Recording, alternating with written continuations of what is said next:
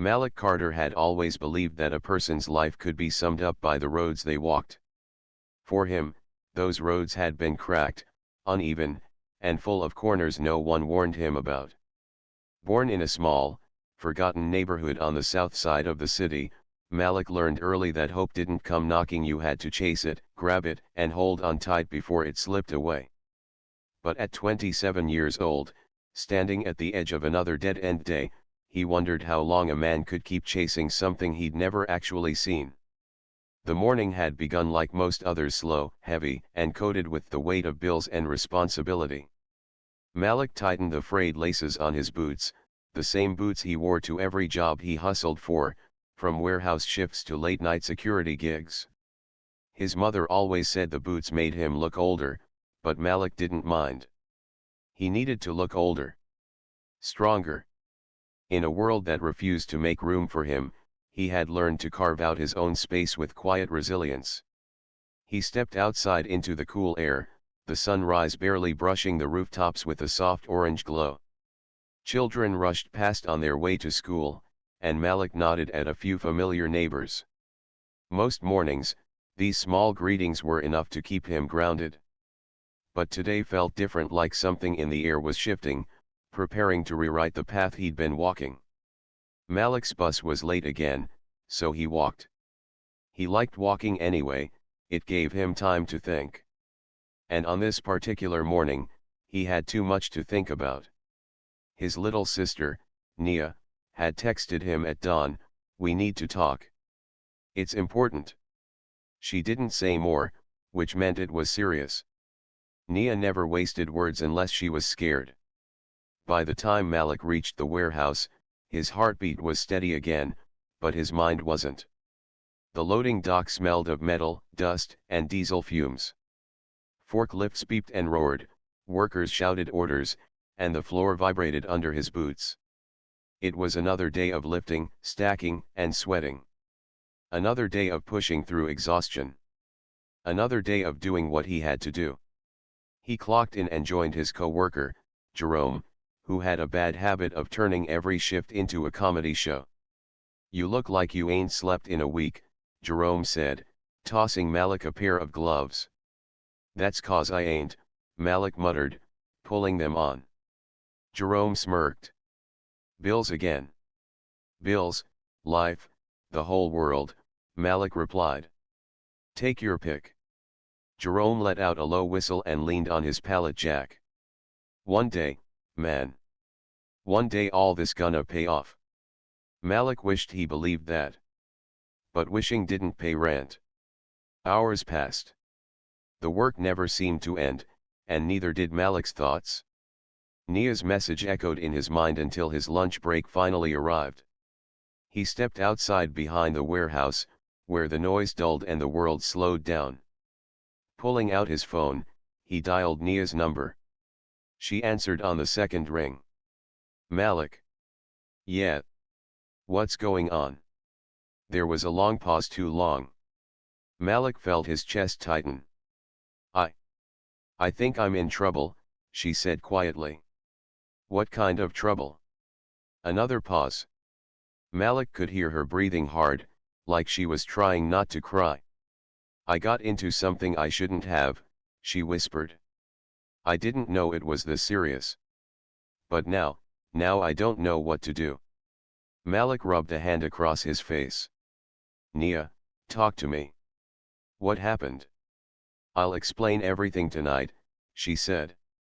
"Just, please come home early. I need you." "Of course," Malik answered immediately. "I'll be there." But when the call ended, he stared at his phone for a long moment. He had spent his whole life protecting Nia from bullies, from bad choices, from the world itself. The idea that she was in danger made something fierce ignite inside him. Whatever she'd gotten into, he would get her out. That was what big brothers did. When his shift finally ended, Malik stepped back into the fading light, feeling the first clues of a storm gathering, not in the sky, but in his life. The walk home felt heavier than usual.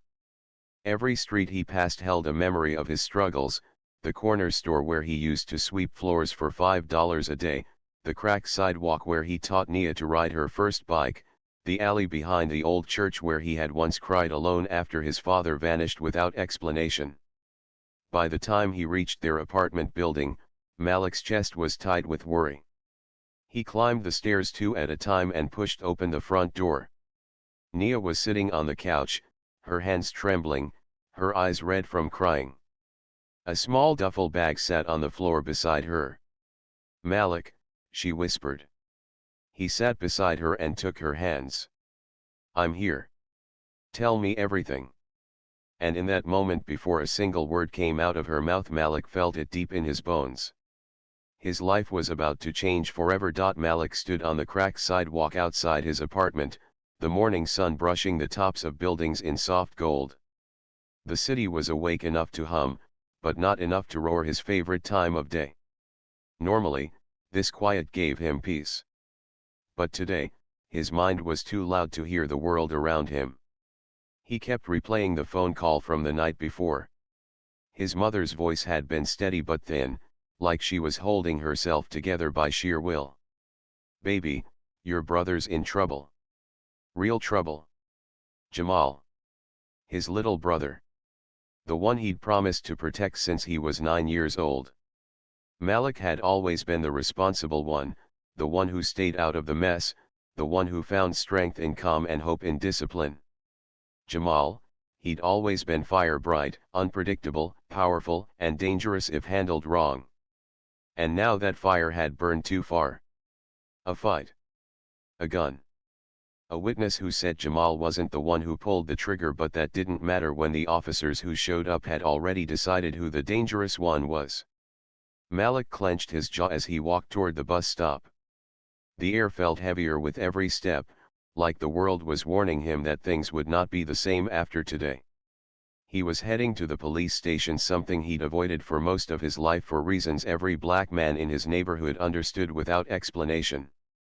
Even with clean records and steady jobs, they were always treated like suspects first, human second. As Malik boarded the bus, he could feel the familiar tension in the air. People glanced at him the way they always did, wary, curious, sometimes fearful. He ignored it. He'd spent years perfecting the art of pretending not to notice. He took a seat near the window and tried to slow his breathing. His mother's words echoed again. "They're saying he was running. But baby, you know your brother. He don't run from nothing unless he's scared."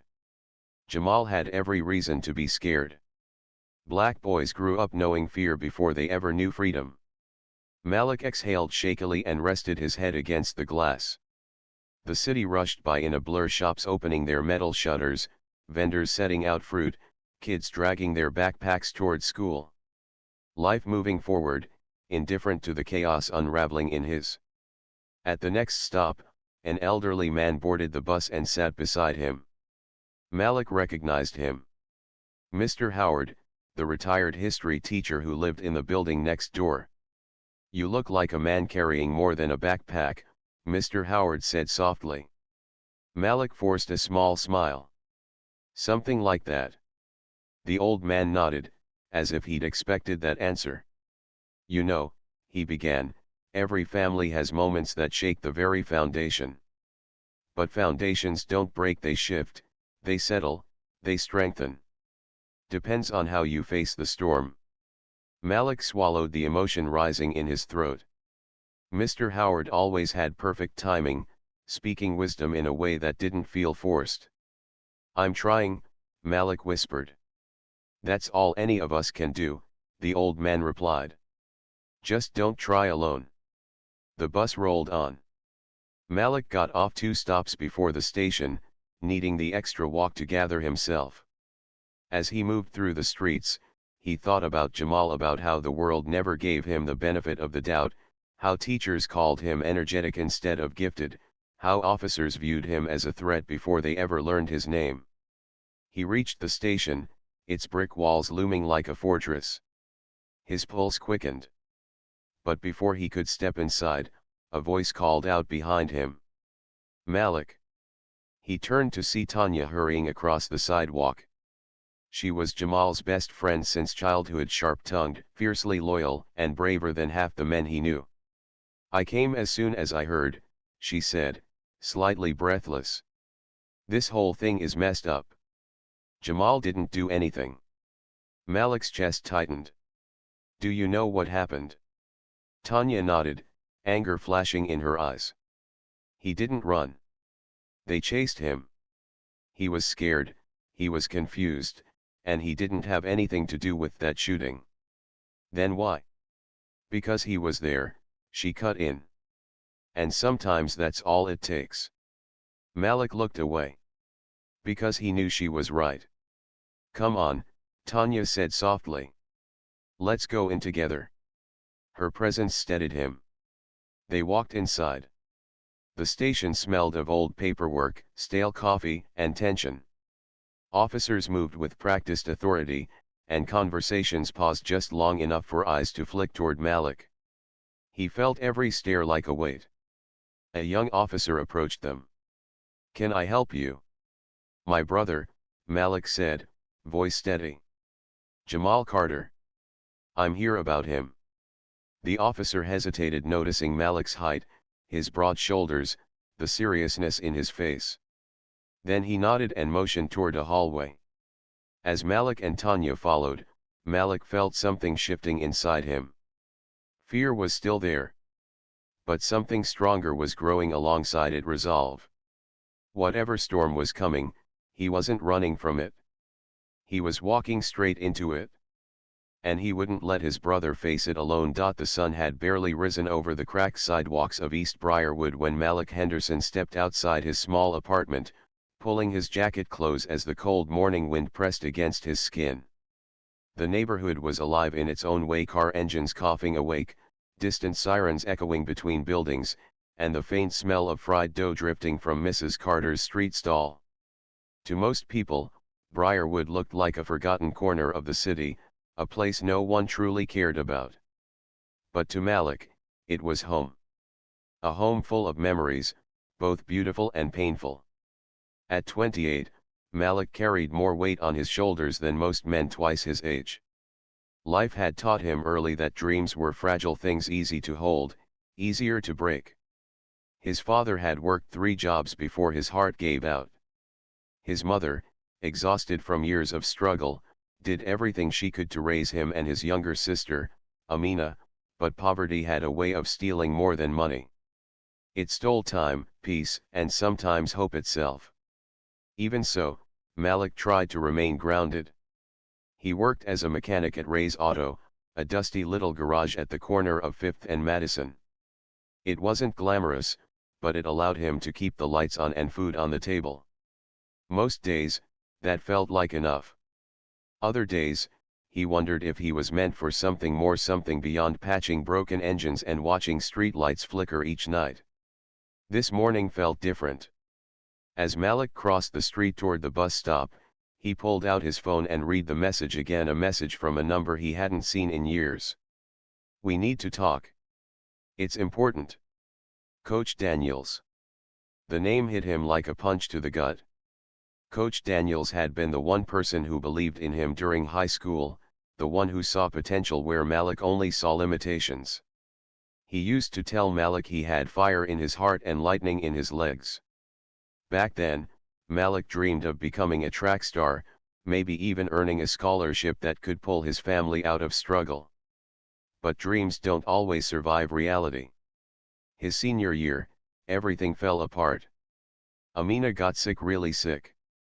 The kind of sick that no free clinic could handle.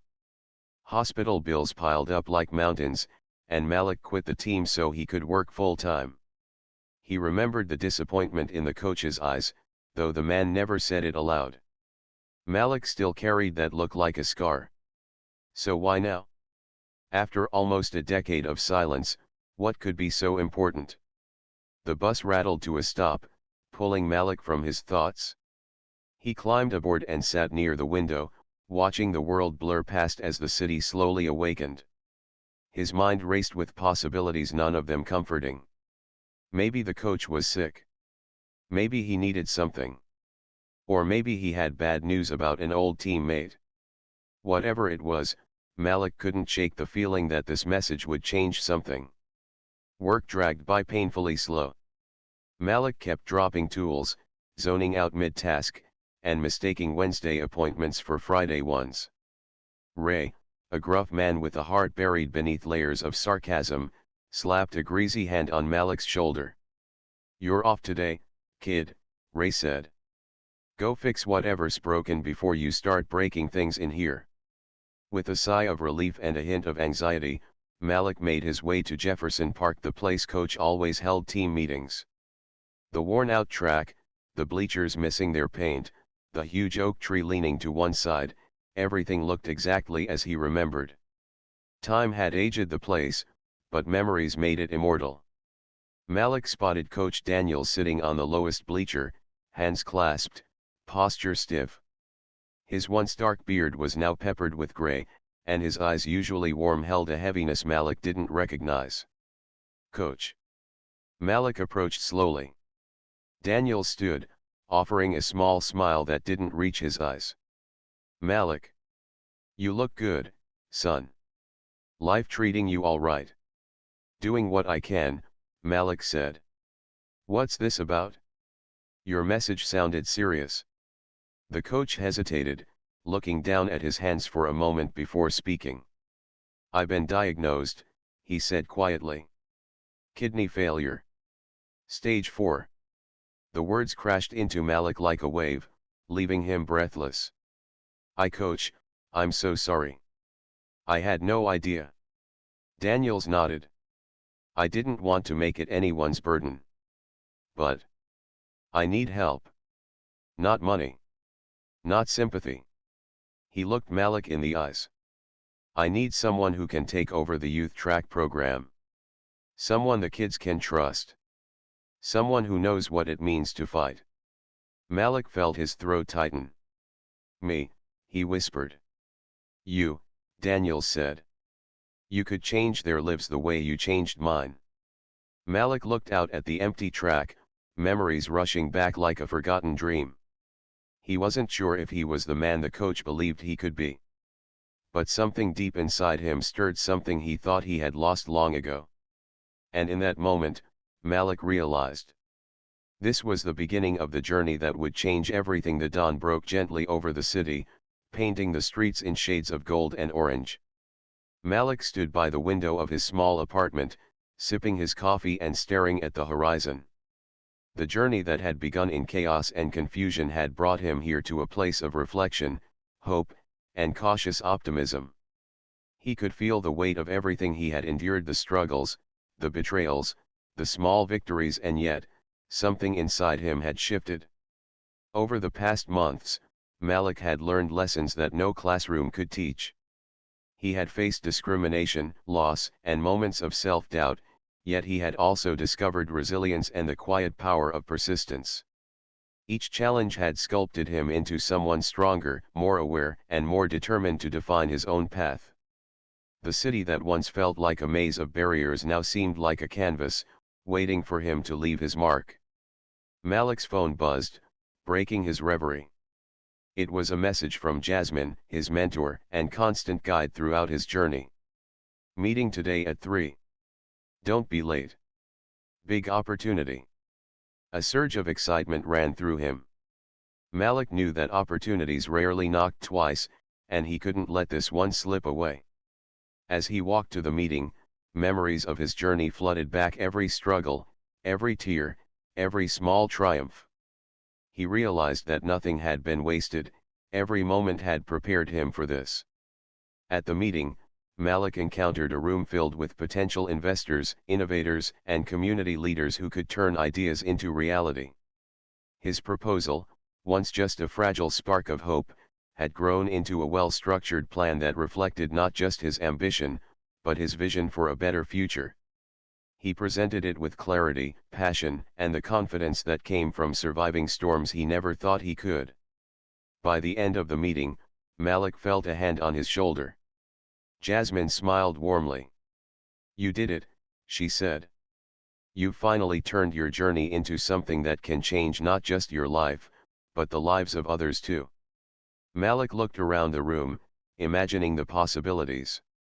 He realized that success wasn't just about wealth or recognition, it was about impact. Every challenge he had faced, every time he had been underestimated, had prepared him to use his voice, his ideas, and his courage to create change. Walking back home that evening, the city lights flickering against the dark sky, Malik felt a profound sense of peace. He had started this journey as a man unsure of his place in the world, struggling to be seen and heard. Now, he was stepping into a role he had always dreamed of, not as someone who had overcome life's obstacles alone, but as someone who could inspire others to believe in themselves. And as he looked up at the stars emerging above the skyline, Malik whispered to himself, "This is only the beginning." The journey that had tested him in ways he never imagined had transformed him into a man ready to face the world, not with fear, but with hope, courage, and unwavering determination.